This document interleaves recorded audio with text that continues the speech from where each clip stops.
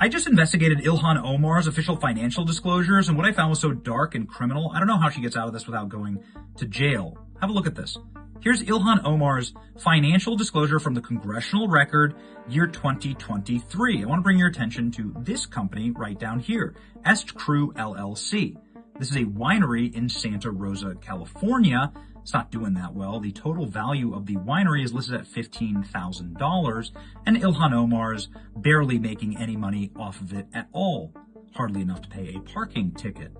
Okay, that's fine. Nothing really mysterious there. Businesses fail all the time. But go ahead and look at her filing for 2024, and you'll find that Est Crew Winery, the same company in the same location, is now worth $5 million.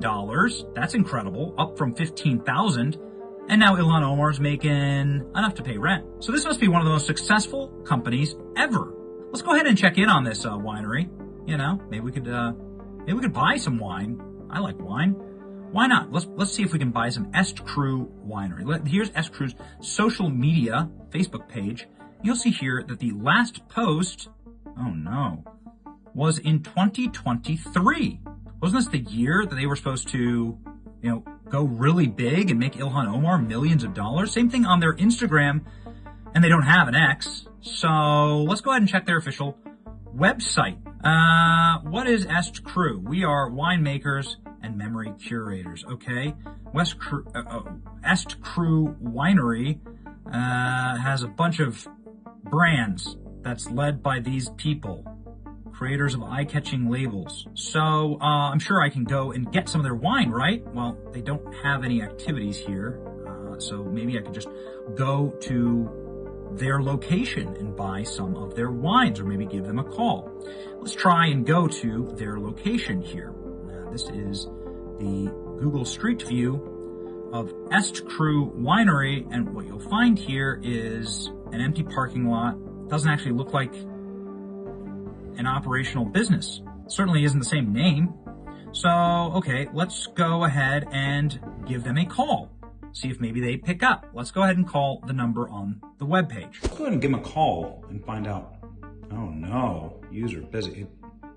Let's try that, okay. Well, I've done this like 20 times today. Okay, so that didn't work. Is there any wine in this wine company? Is there anything about wines? Because I see like stuff about events, but like, what is this exactly? Aren't you supposed to sell wine at your wine company? Where are your wines? Oh, there are no wines. You wanna know why? Because this is a fake company. Rep. Ilhan Omar's husband accused of swindling investors in their California winery.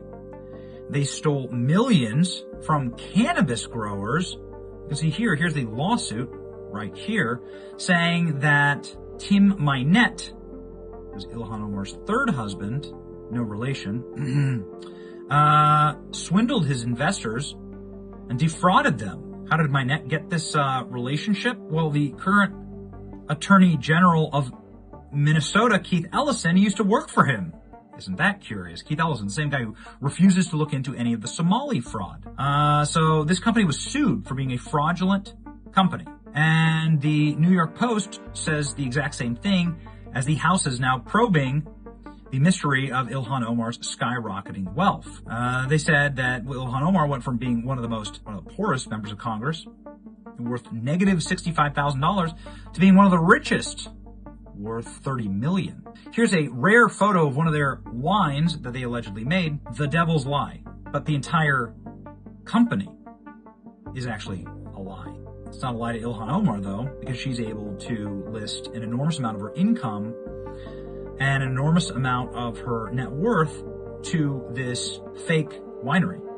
This winery is not worth $5 million. The winery doesn't even exist. It's fake. It's fraudulent. They need to investigate this right now. This is a lie. And maybe, it's the devil's lie.